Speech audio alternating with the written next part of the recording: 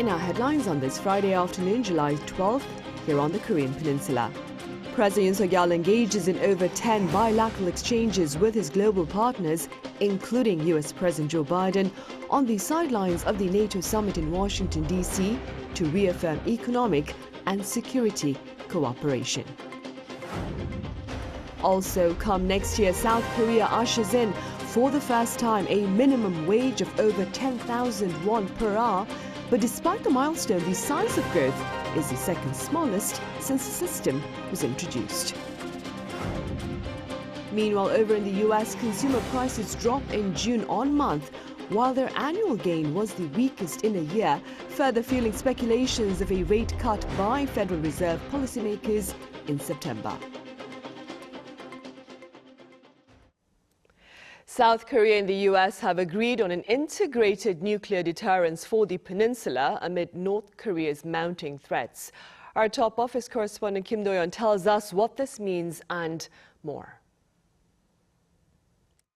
President Yoon Suk-yeol and U.S. President Joe Biden welcomed the signing of Seoul and Washington's guidelines on nuclear deterrence and operations on the Korean Peninsula, opening doors to, quote, conventional nuclear integration between the two countries. This came on Thursday during a bilateral meeting between the two leaders at the sidelines of the NATO summit in Washington, D.C. Conventional nuclear integration means combining nuclear and conventional weapons. In other words, U.S. nuclear assets and South Korea's advanced conventional strategy will be combined to deter and respond to North Korea's nuclear weapons. This also indicates that U.S. nuclear assets that can deter North Korea's nuclear threats will be deployed to missions on the Korean Peninsula during both peacetime and wartime. Also, South Korea will be involved in decision-making processes of nuclear deterrence operations, whereas before all decisions were made by the U.S. Since the two countries first established the Nuclear Consultative Group last year, 2 rounds of training have already been provided to South Korean personnel for a better understanding of U.S. nuclear operations. Through the adoption of these joint guidelines, a comprehensive Korea-U.S. integrated deterrence system has been established. This elevates the Korea-U.S. alliance, which has traditionally been based on conventional forces, to a truly nuclear-based alliance. Further bolstering South Korea's security cooperation with like-minded countries, Yoon also met with the leaders of the United Kingdom, Norway, Poland, and Luxembourg on Thursday before leaving for Seoul. These sideline meetings were part of more than 10 that Yoon squeezed in during his 2-day trip to Washington, D.C. While security was largely a shared theme for the meetings, President Yoon discussed economic cooperation with talking points customized for each nation, such as nuclear energy cooperation with the Czech Republic and Sweden, as well as defense industry cooperation with Germany. President Yoon emphasized to President Pavel that South Korea possesses the world's best construction capabilities and overwhelming price competitiveness. He stressed that if South Korea is selected as the contractor, it would significantly contribute to the development of the nuclear power sector in the Czech Republic. Other key industries discussed with European partners were critical minerals and semiconductor production. The top office says that the bilaterals were used to, quote, reinforce the stepping stones for the nation's companies, and it also added that it hopes that these face-to-face opportunities lead to a boost in the nation's economy and ultimately improve the daily living of the people in South Korea. Kim Do-yeon, Arirang News, Washington, D.C. Beyond his bilateral interactions, President Yoon Suk-yeol also sought broader cross-regional cooperation within the framework of NATO and its Indo-Pacific partners, as he pledged greater support for Ukraine amid deepening military collaboration between Russia and North Korea. Our senior correspondent Oh Soo-young reports. South Korea will double its non-lethal support for Ukraine and increase its military cooperation with NATO, as President Yoon Suk-yeol issues an urgent call to counter Russia and North Korea's military threat to Europe and the Indo-Pacific. On Thursday, the South Korean leader attended the annual NATO summit for the 3rd consecutive year, along with other Indo-Pacific partner countries, Japan, Australia and New Zealand, as the so-called IP4. Speaking at the session for NATO allies and partners, President Yoon said that value-based cooperation between NATO and the Indo-Pacific is an urgent call of the times to uphold global freedom and prosperity after Russia and North Korea last month forged a treaty on military and economic cooperation. According to US officials, Pyongyang has already supplied Moscow with around 11,000 containers of ammunition. Yoon said that it is due to enablers like North Korea that the Ukraine war has been lengthened, and warned that military and economic support from Russia to North Korea would exacerbate security threats to the Korean Peninsula and the Indo-Pacific region. He stressed the need for overwhelming deterrence and also called for the power of cooperation between the Indo-Pacific and Europe to establish peace in Ukraine and to support its reconstruction efforts. In this regard, Yoon announced South Korea will double its contribution to the NATO-Ukraine Trust Fund in 2025 to $24 million, up from $12 million this year. While Yoon said on Monday that South Korea could provide lethal support to Kyiv depending on the level of Moscow and Pyongyang's military cooperation, the NATO Trust Fund provides non-lethal military supplies to Ukraine. South Korea and NATO will also increase information sharing regarding North Korea-made weapons and those used against Ukraine, helping them discuss more elaborate countermeasures to the Russian-North Korea axis. Seoul and Brussels will further ramp up military interoperability through the mutual recognition of airworthiness certification. The South Korean leader and NATO Secretary-General Jens Stoltenberg welcomed these developments as they met on Thursday morning. NATO's airworthiness certificate officially recognizes the flight safety of South Korea's domestically certified aircraft. South Korea is the first Asian country to sign such an agreement with Brussels. The certification is expected to facilitate aircraft exports and accelerate defense cooperation between the two sides in the aviation sector. As Yoon gathered with other IP4 leaders, the minilateral group jointly condemned the Russia-North Korea treaty as a grave threat to peace and stability in the Indo-Pacific and Europe. They also met with Ukrainian President Volodymyr Zelensky and offered their united support for Ukraine's sovereignty.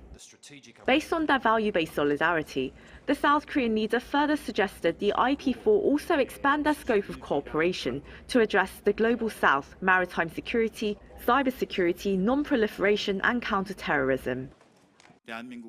Through participation in the NATO summit, South Korea has enhanced its own security as well as global security cooperation.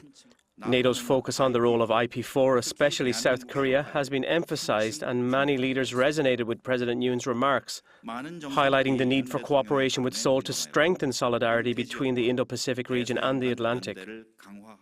Going forward, with the boundaries blurring between Indo-Pacific and Euro-Atlantic security in the face of new complex threats and challenges, Seoul and Washington officials say they hope to institutionalize the cooperation between NATO and IP4 countries, building on their flagship projects on supporting Ukraine, cyber defense and artificial intelligence. Oh Soo-young, Arirang News, Washington, D.C. Meanwhile, over in Hawaii, South Korea is looking ahead at a crucial rocket system testing that will make or break a historic weapons deal with the U.S.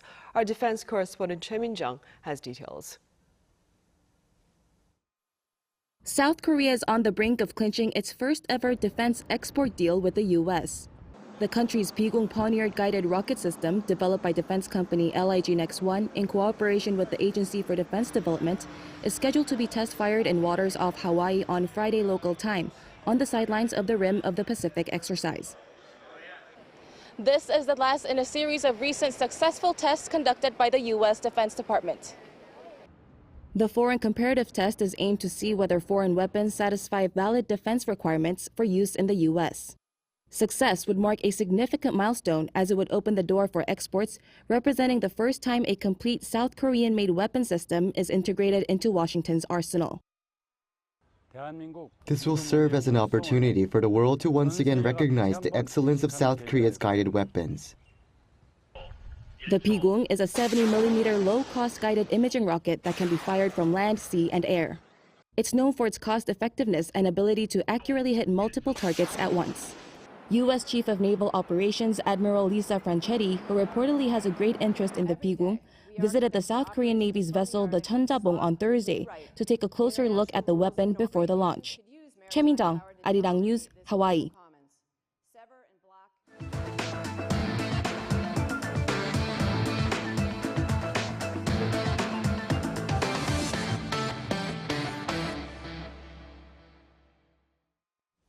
U.S. consumer prices fell 0.1% in June on month, and on an annual basis, prices gained 3%, the smallest in a year.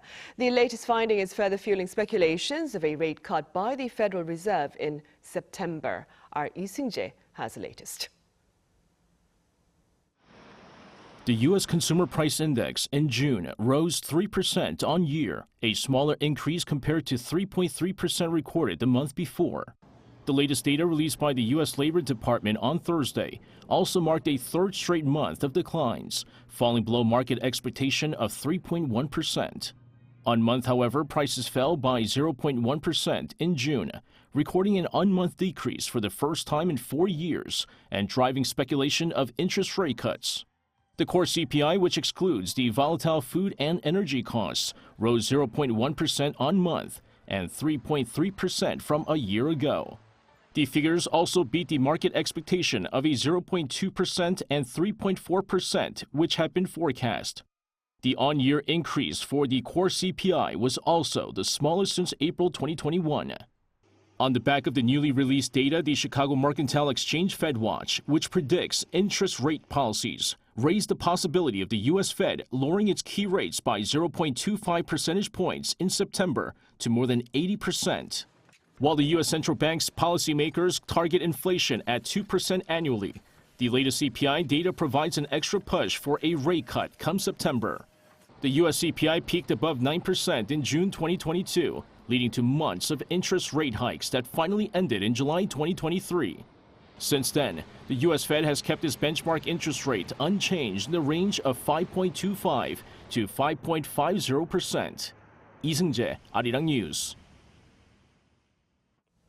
Meanwhile, come next year, Korea will usher in, for the first time, a minimum wage of over 10,000 won per hour. Now, despite this milestone, the actual size of increase is reportedly unimpressive. Our correspondent Lee Soo-jin reports. South Korea has now entered the era of the 10,000 won minimum hourly wage. The Minimum Wage Commission on Friday voted to set the minimum wage at 10,030 Korean won, or around $7 and 30 cents at the current exchange rate. For someone who works 40 hours a week, this brings the monthly minimum pay to around 2.09 million won. It is an increase of 1.7% from this year's minimum hourly wage of 9,860 won. While this is the first time since the minimum wage was first introduced in 1988 that it has entered the 10,000 won range, the rise is actually the second smallest after the 1.5% increase in 2021. The decision was made by the Minimum Wage Commission, consisting of representatives from businesses, labor, and the general public, in 53 days, almost half of the time that it took last year when negotiations took a record 110 days. But the new wage plan was not agreed upon unanimously, as in its final proposal, the labor side suggested 10,121 and the business side 10,031. The proposal from the business side won, with 14 votes to the labor side's 9. As many as 3 million people are expected to be impacted by this decision next year, according to the Labor Ministry. From the labor side, the Federation of Korean Trade Unions expressed its dissatisfaction over the decision, and the business side is also expected to express concern about the ability of small business owners to pay their employees the higher wages. The new wage plan will be submitted by the Minimum Wage Commission to the Labor Ministry, which is expected to confirm it by August 5th. While both sides are able to request a re-evaluation by the Commission to the Labor Ministry, such a request has never been approved before, making it highly likely that the Commission's decision will go into effect from January 1st next year. Lee Soo-jin, Arirang News. And Korea's economy is rebounding amid stellar exports and slower inflation. Seoul's finance ministry shared this latest assessment in its Green Book for July, released on this Friday. The book shows exports in June jumped over 5% on year, with shipments of semiconductors surging 52%. Consumer prices in June also posted a slower gain on month at 2.4%, closer to the government's target range of 2%. Relevant authorities have also pledged to closely monitor external risk factors to better cope with their potential repercussions. On the K-pop front, girl group NewJeans is celebrating a fifth album with sales above 1 million. Now, according to the group's agency Adore, the group's latest single album, Supernatural, surpassed 1 million in sales between its release on June 21st and June 30th. Supernatural also marks the group's debut in neighboring Japan and features tracks designed to resonate with fans there.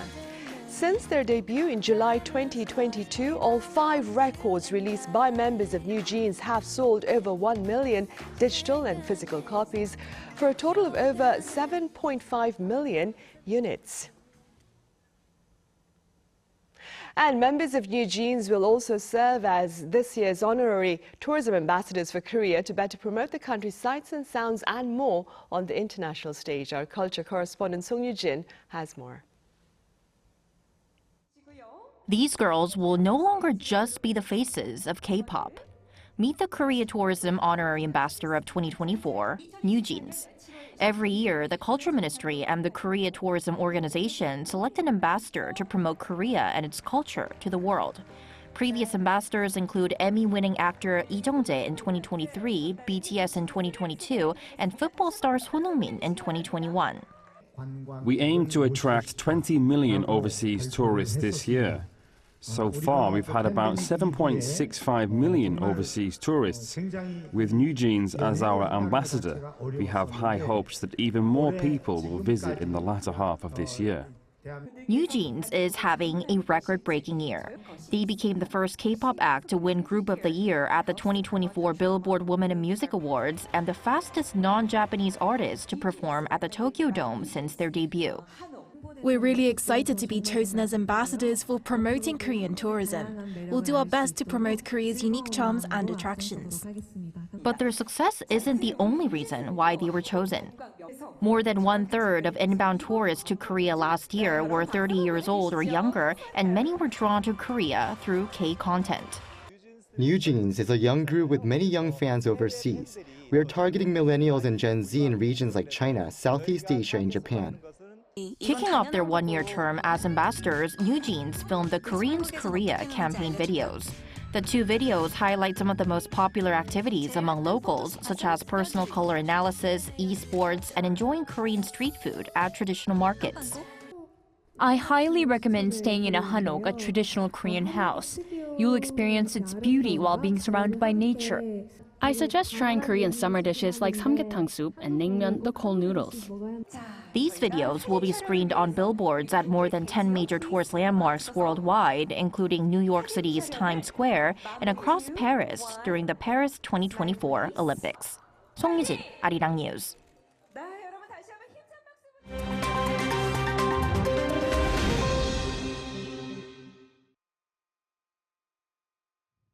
Let's take a look at the latest news in the world now.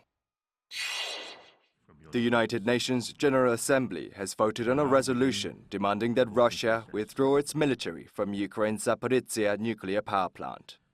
The UN's 193-member General Assembly adopted a resolution in New York on Thursday with 99 votes in favor, 9 against, and 60 abstentions, demanding that Russia urgently withdraw its military and other unauthorized personnel from Ukraine's Zaporizhzhia nuclear power plant and return full control of the facilities to the Ukrainian authorities. Throughout the war, Ukraine and Russia have accused each other of aerial strikes on Europe's largest nuclear power plant.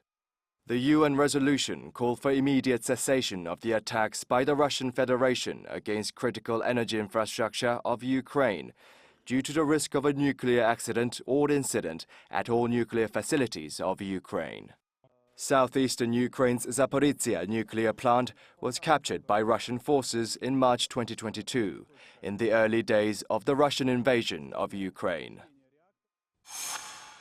A new United Nations report published on Thursday says that the world's population will peak in the mid-2080s at over 10 billion people. The report said that the current population of 8.2 billion will grow to 10.3 billion by the mid-2080s, and the figure is expected to return to around 10.2 billion by the end of the 21st century. At a press briefing on the World Population Prospects 2024 report, The UN Assistant Secretary General for Economic Development, Navid Hanif, said that the new data suggests the world's population in 2100 will be 6% lower, or 700 million people fewer than calculations made a decade ago. Director of the UN DESA's Population Division, John Wilmoth, said it is due to several factors, including lowering fertility levels in large countries such as China. Wilmoth also added that by 2080, persons aged 65 or older will outnumber children under age 18. Moving over to Poland, where 77 coal miners trapped following a tremor in southern Poland's Rydoltowi coal mine were rescued on Thursday. According to an official, one of the 17 miners hospitalized due to injuries died, while the search for one missing miner was suspended due to the high risk of more tremors.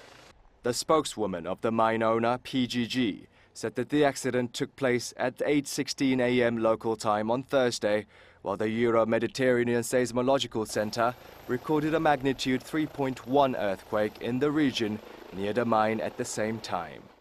Authorities said 20 specialized teams took part in the rescue operation and faced many difficulties due to the underground tremor. Following this week's semi-final excitement, the UEFA European Championship final between England and Spain is just around the corner. Spain beat France 2-1 in Munich on Tuesday.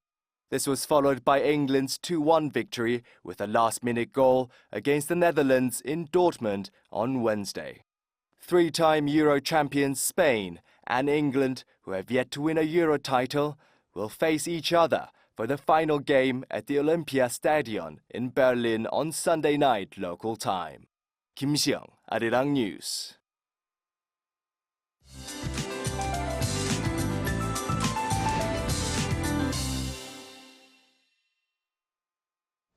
Good afternoon. Most of Korea swelters as monsoon rain takes a break with a heat advisory in place for the third consecutive day in the capital, although it has been bearable the last few days. However, it's going to be hotter today with that high humidity. Meanwhile, you still need to carry an umbrella. Sporadic heavy rain could come down in the afternoon along with thunderstorms with 5 to 60 millimeters in the forecast. Starting out the day under cloudy skies in most of Korea, and it should stay that way except in Gyeongsang-do provinces, where sunnier skies are in the forecast until that passing rain comes. And feels like temperatures should be higher than actual numbers, with a high of 32 degrees here in the capital and Chuncheon, Daejeon, Gwangju topping out at 31 degrees this afternoon. Monsoon rain returns to Jeju tomorrow, spreading to the rest of southern regions over the weekend. Then it's going to rain nationwide from next Tuesday.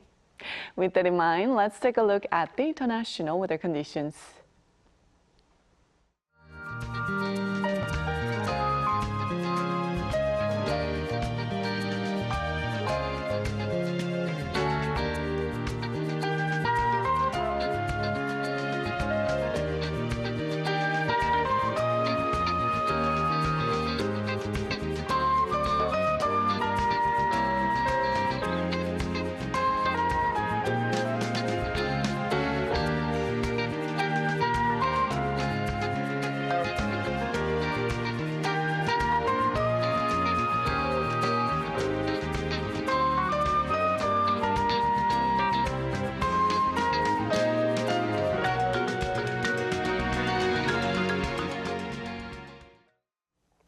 Those are the headlines at this hour, but be sure to stay with us for our panel session coming up next.